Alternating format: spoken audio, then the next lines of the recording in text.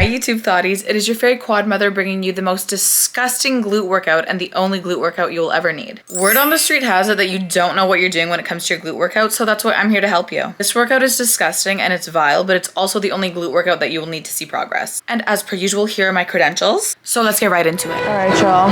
There's word on the street that you guys don't know what you're doing during your glute workouts, so I'm gonna take you through my entire glute workout and get you that dump truck that you always wanted. Okay, first we're gonna start off with hip thrusts. One of the most common mistakes that I see with hip thrusts is people get a bench that is just way too high for them. So get one that sits literally right below your shoulders because that will make your life so much easier. Okay, and load up your barbell. You wanna put something for your hips so you don't bruise the hell out of them. And so you want your head to be facing forward the entire time. You want your legs to be just outside of shoulder width, your feet slightly externally rotated. Push the bar up.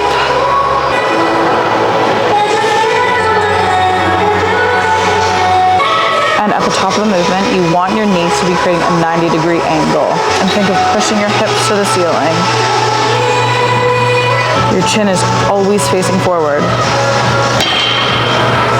Okay, let's put some weight on this baby now. Okay, now that we've got some weight on the bar, let's do another set.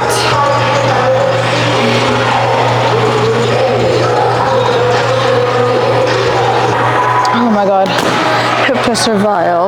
It's also super important to remember to take each movement super slow because you don't want to be an ego lifter. I'm not letting you be an ego lifter. You're not becoming an ego lifter. You also want to remember to not overextend your hips at the top of the movement. I see way too many girlies just shooting their hips right up to the ceiling. You want to make sure your spine stays neutral. Let's have more weight. We've got more weight on the bar. If I don't have the fattest ass in about 6 months, I'm just gonna quit the gym. This is ridiculous. It's 8 o'clock in the morning and I'm putting myself through this right now. Also, I'm a type 1 diabetic and I just had to take my insulin in the gym, and some man came up to me because he literally thought I was taking steroids, and it just makes me realize how much I really do love my life, because that's honestly a compliment that he thinks I'm on steroids. But no babes, it's just my insulin. People think I'm a fucking lunatic here, and it's totally fine and I'm totally okay with it. You really gotta stop giving a fuck about what other people think of you, because just do the damn thing. Who cares?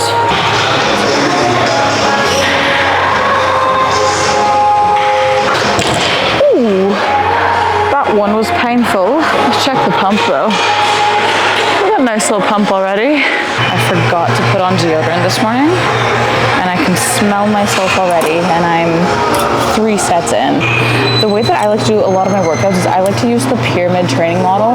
So basically each set I'm increasing the weight but decreasing the reps. For example, my first set I did 1 set of 15 reps. Second set I did a higher weight but I did 12 reps, and now I'm doing a higher weight and we'll see how many reps I can get. You want to make sure you're fully locking out at the top because that's when peak tension is on your glutes. Also, the reason that I start with hip thrusts is because this is one of the few glute exercises that works your glutes in this shortened position. The shortened position is also where your glutes will fatigue the quickest. So when you push yourself up, you see how my knees are creating a 90-degree angle at the top of the movement? And you see how I'm not like overextending my hips like that? I'm keeping my back neutral. I'm squeezing at the top. My chin stays forward. I'm squeezing my glutes. Just keep practicing and you'll be a pro at hip thrusts in no time. Next up, we're moving on to RDLs, which is one of my favorite glute exercises. And I always like to do a couple practice reps before I actually get into my sets because this is the hardest fucking move there is to do in the gym. I still have not perfected my form, and I've been lifting for over 7 years now. So I prefer to do switch grip because I find it's just easier and I don't need straps. But basically, you want to pretend that you're squeezing lemons in between your armpits to contract your lats. And you just want to steadily go down right against your body. Keep your chin tucked, your back neutral. And you want to think about pushing a drawer closed with your hips. And the second your hips can't go back any further, that's when the movement stops. That's when you come back up. Way too many people go way too far down. Doesn't need to be that complicated. Brace your core. Down your thighs, your back stays straight, your chin stays tucked. Hips can't go back any further, so I come up. Again, back straight, chin tucked, down my body, and back up. You want to drag the bar, the dumbbells down your body, and once your hips can't go back anymore, that's when you come back up.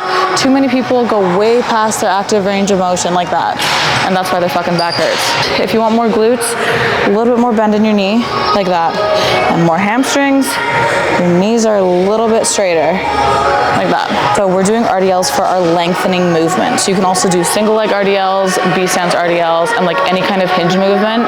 You could also do good mornings, but I don't love good mornings, and I talk about why on my TikTok page, so make sure you're following me if you're not already. Don't be worried if you don't get RDL form down right away. It is tricky, like very tricky. Like my back still hurts every once in a while, and I'm like, bro, I've been doing this for a fucking minute. But okay, let's add some weight on this bar, and let's do another set.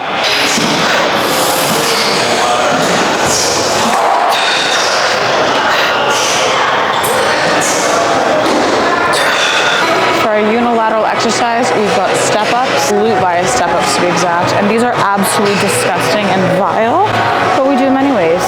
Hold on to something for stability, and you want to initiate the movement by sending your hips back first, okay? And then when you get to the ground, you do not want to even put your foot on the ground. You literally just want to tap it, and then use your working leg to bring you back up. Down, and you should create a 90-degree angle with your working leg.